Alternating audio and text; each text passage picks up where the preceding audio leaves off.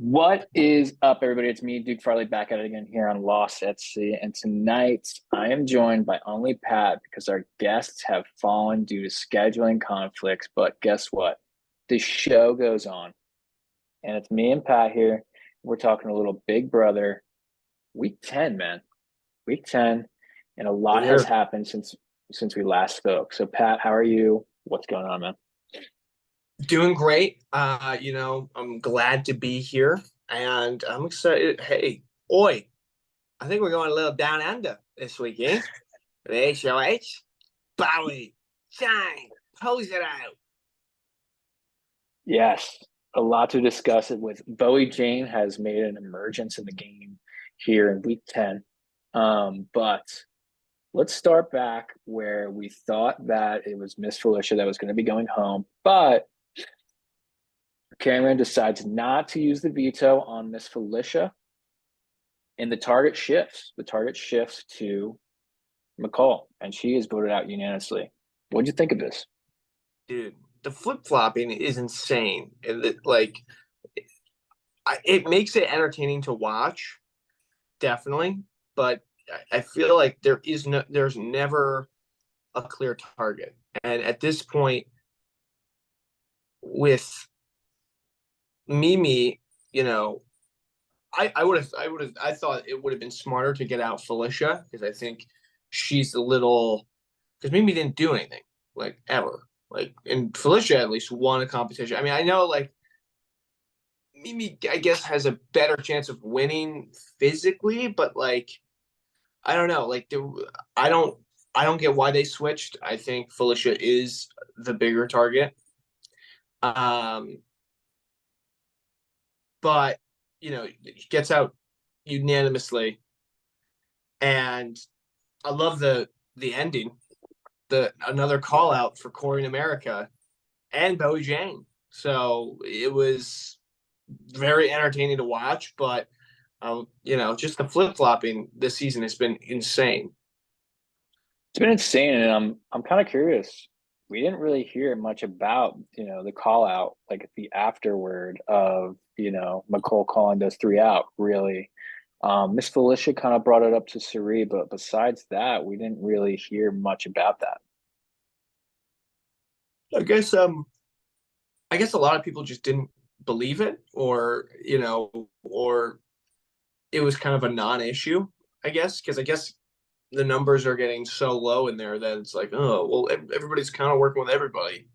But I don't know. Yeah, they didn't really press on that too much in this episode. But we get the HOH happening right after, and it seems as if Bowie Jane tried to throw the competition, and Miss Felicia was trying to win the competition, but neither were able to accomplish what they set out to do with, the minimal answer of minutes by Bowie Jane and the maximum answer there with Felicia. And Bowie Jane comes home with her first dub. So, were you surprised with this? I mean, it was one of the craziest HOH competitions I've probably ever seen. It was just like if you would have told me, I would have bet everything on my life that that is a competition that Bowie Jane does not win, like at all. And the fact that she pulled it out and then won with the answer that she won with is insane. When she put up 27, I was like, what is happening? Did she mishear the question? And then Felicia, but you know how many hours 49,500 is? It's 34 days. What the fuck? Like, what? It's crazy. She had 60 times 60. That's not even remotely close to what that is. It was, I was blown away. And I feel like Julie was kind of like, okay, 49,005. Like, that's clearly not correct. It's Not kind of even in like the when it's kind of like when you're taking a math test and you try to get points for the right, the, the You're trying Right. to get the right points for the right like method, but you don't get the Yeah. right answer. Yeah. You do the right method. I mean, kind of, but not even close. It was I was so confused on what was happening because none of their answers were even remotely like not even in the realm. Like Bojang initially put up 27. What the like, and then to find out later she wanted to throw it. Why? I mean, I guess when you don't, is that been the tactic? Just don't do anything. Because I think that's like now I think we have to really like look at Big Brother and be like, you can kind of do nothing Yeah. and get relatively far. Yeah. So, dude, I was crying laughing when I saw Felicia's answer because I was like, what the fuck? How? That's oh my god. Bowie Jane, comes in and wins the HOH, and doesn't non-intended HOH. But I want to ask you about, her method on this week though. She seems to be taking in a lot of information, listening to everyone, and this probably happens every week, but we don't really see much of it throughout like the week to week episodes. But we see her talk to almost everybody about what Yeah. they want her to do, and she gets a good gauge of where every single person stands in the house at this point. So, what did you think of all conversations Bowie had this week? Well, I think it's good for Bowie. I don't know if Bowie is truly going to do anything with that information because we just haven't seen her be a game player. And so this was like our first little snippet into that. So that was cool. And I think it's very like, you have little pockets of people. And I think a majority of the people are, you know, Felicia and Suri uh, want out Comerica. American Corey. And you have your Matt and Jag who are kind of like, we would like to get Corey, but like not yet. Let's not worry too much about that. And then you have Cameron, who is kind of just like, happy to be not on the block for 1 week. So it was cool that, and then obviously Blue's gunning for, you have these different sides, and so I think it is really good that Bowie gets all that information. It's just like, is she going to do anything with it after this week? I don't see it happening. I think we see the same Bowie after this week, which is not seeing her. But that's what do you think? She, I think, is set up well to make it all the way to the end and potentially get, um, you know, second place. I think that she is in between multiple duos, right? She has, Jag and Matt want to work with her. Corey and America want to work with her. Um, and Cameron likes her.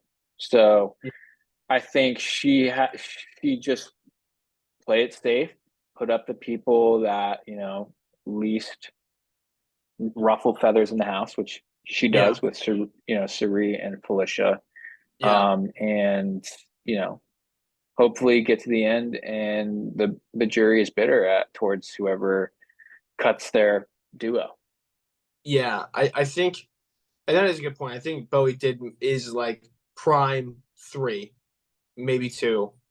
Um, because I think everybody has that same mindset of like, oh, she's not gonna do anything or win anything. Which I don't know. Maybe Bowie goes off. Maybe I'm wrong because I did not think she was gonna win this week, even remotely. So, Neither did that she. was, and she did, and she didn't even try. That's crazy. She tried to throw it and she won. So maybe she's a competition beast. But yeah, it's she's. I think she is in one of the best spots in the house. I think also Matt is in a really good spot. Matt and Jag are pretty in a good spot right now. But yeah, she kind of just sets herself up to be the hey, take me kind of person. And, if she utilizes that angle, I think, it's going to bring her all the way to the end. It's crazy. But what do you think about Suri and Felicia on the block? Serena and Felicia on the block, I think they're placeholders. I think whoever wins the veto is going to really push the envelope with Bowie to take down most likely Suri and put up whoever they want to go home. Will that be the case? Not sure. But I think if anyone comes off the block, or if anybody other than Bowie wins the veto, I think the veto will be used whether Bowie wants it to or not. Yeah, well, that's So interesting. Yeah, if like a Matt and Jag were to win, do you think they would take it? Do you think they would push the Corey backdoor? I think they would push the Cameron back door. Yeah, And right now, it seems like Bowie Jean feels really good with Cameron and doesn't want to go that way. But I think if there's enough pressure on her, and I think these last couple episodes, we've seen Jag come out and be really, really manipulative and really controlling, and the yeah, strategy is starting to come out. He's starting to get his way a little bit. yeah. Now that he's not Which is playing from cool. rock bottom. Yeah, now he's got a little bit of like when he did the whole takedown or put me did the whole flip the vote. He had very solid points, and he really made the HOH Cameron be like, yeah, this is the right play, and was kind of spearheaded that thing. So that was pretty cool to see, because we haven't really seen that too much. But in this last episode and the episodes before, it's like, okay, yeah, Jack, come on, let's put it on, put a show on. He's starting to get his way, and I mean, he made a really nice move in terms of getting rid of McCole, but also posing it as Corey's idea. So I mean, Yeah, I think brilliant move last week by Jag, and I think he's starting to get his footing, which is really fun to watch because he's been the underdog for the first half of the season. yeah, yeah, definitely. It seems like Matt and Jag are in the power position. They're in between multiple kind of duos in the game.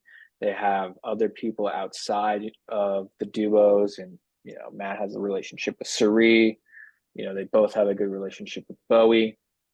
Do you think that anybody is going to clock these guys, the Minutemen? I think if I think if Corey, and because this happened with Corey in America, they were in the exact same position, and they got caught, and they talked too much, and they got really comfortable. I don't think I see that with them. I think they're a little bit more self-aware, and the benefit of them, and the disadvantage that Corey and America have. Number one, it's a showman's, so that automatically looks, I guess, worse. But also, they'll do all this. They'll go gameplay, and then they'll go in bed together and just hang out together. I think with Matt and Jag, they'll do that, but they'll hang out, and so people just kind of like them a little bit more, and so that does go a long way. I think if Corey or America leaves, the other one is going to try to rally the house in against them too, especially if they have anything to do with it. So I think if there's a situation where Corey or America got backdoored, the other person would gun for those two, especially, and would try to do the same thing that's been happening to them, where like, hey, let's put all the pressure on these two. These two are involved in a lot of conversations, but if they can decide, that person can figure out that it's them too, because they don't really give off, like, I don't know from the house perspective, but like I don't know if people know they're a duo, or they do hang out a lot, so maybe they do. But what do you think? I think those are great points, but I also think the reason why they're not being clocked at this point is it's getting further into the game, and the people that are on opposite sides are not comparing notes as much as previous weeks. Yeah. Miss Felicia has been burned by Corey, so you can pretty much make a bet that they're not going to be talking real deep strategy. Although, when push comes to shove, and maybe, further down the line when they need to be together, will they force that, narrative? I don't know. Yeah. But it seems like Cameron's not comparing notes with Corey. Cameron and Blue, they just want Corey out and they're not gonna, compare notes. Corey, kind of vice versa. It seems like the center point is everybody is kind of relying on Jag and Matt. And Mhm. until they, take a look, a little bit from the outside perspective and say, okay, everybody's coming to these guys. Let's, band together. Um, The common which denominator. yeah, exactly. So I think they're sitting pretty for a while now. Yeah. Which is cool because I like them and they deserve to be, everybody kind of gets a little and you know what's funny? I think those two are I think they're the only ones who haven't been HOH. Was Matt or Jag HOH at any point? No. And I think almost everyone else has been HOH at one point, except for America and Corey, I guess, kind of with the double. But He was HOH, yeah. But Miss Felicia was HOH. Cameron's been HOH. Has Blue been HOH? I don't remember. maybe not, probably not. But it is. There's a lot of power hungry people who get into a position of power and then kind of like, when you have allies and you have things go your way, you kind of see yourself in a certain light. And these guys really don't give off that kind of like, I'm going to push this. It's like, let you come to me and then I'll tell you what I think. But at the end of the day, whatever you want to hear, I'll tell you. So, and Jag does a very good job, and we saw this last episode of framing everything as if it's like, oh, this is what I see. It's casual, it's not a big deal. And so I think people just kind of respond to them more. Whereas Felicia, it's like, I'm gonna blow up and tell you how I feel. And I think it's just the way they're giving off information is good. And Yeah, people resonate with it. I agree. Um, but yeah, I mean, it'll be interesting to see what happens with the veto. I think I think depending on who win, I think if Bowie doesn't win it, I think that somebody's going to get backdoored, and we'll just have Kind of, to, kind of turn I like. and find out. I don't want him to go. Like Who? I'd like to see Cam. Yeah, Like he can be kind of an asshole, but like I like Cam. I saw somebody tweet the other day that since Cameron's been in the game from the entire season, he's never not been on the block or HOH. That's insane. Maybe he gets away with it this time, but I don't know. Yeah, right now, I don't know. I don't know if because I feel like Cameron and Bowie are pretty close. I would be surprised if she got just totally swayed to backdoor Cam. Because that's it. Because I feel like Bowie knows that she's not a huge competitor. Why would I get out the person that likes me and will probably win a bunch if he's still around? You know, They kind of have the trauma bond when Red got backdoored or voted out, or everybody was, didn't let them in on that. yeah, And I think that vote has been pivotal in this week because we heard it from Suri that they never, mended whatever happened there or repaired that relationship. And I think that might be a reason why she's on the block now. yeah. I mean, and that was kind of like the turning point of like everything too on their side, where that red vote, everything after that kind of bit him in the ass. Yeah. So, would have We'll thought. see, Pat. Anything else that you can think of that we haven't covered up to this point? Not that I know of. What do you think? I think we got it, bro. Hey, little two-man discussion. Displaying the stash this week, people. Dude, looking good. Little. You should just put a side by side between you and Bob's Burgers. I'll do that right here. Same person. All right, guys.